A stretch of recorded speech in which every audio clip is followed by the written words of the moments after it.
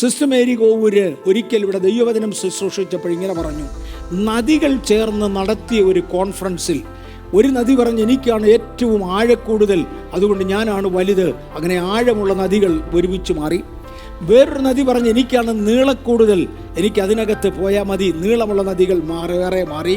ഇങ്ങനെ എല്ലാം വന്നപ്പോൾ ഇന്ത്യയിൽ നിന്ന് പോയ ചില നദികൾ ആകെ വിഷമിച്ചു. അതിന് നീളവും കൂടുതലില്ല, ഉയരവും കൂടുതലില്ല, ആഴവും കൂടുതലില്ല, വെള്ളവും കൂടുതലില്ല.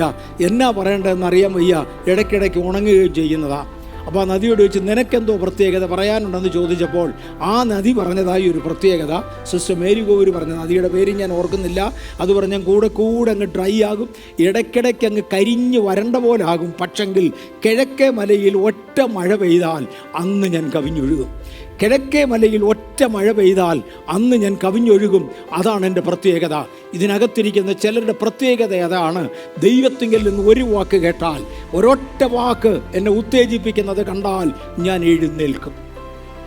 അങ്ങനെ എഴുന്നേൽക്കുന്നവർക്കായി സ്തോത്രം. ഇന്ന് അങ്ങനെ ചിലത് പൊടി കുടഞ്ഞു കളയുവാൻ ദൈവം അവരെക്കുറിച്ച് ആഗ്രഹിക്കുകയാണ്.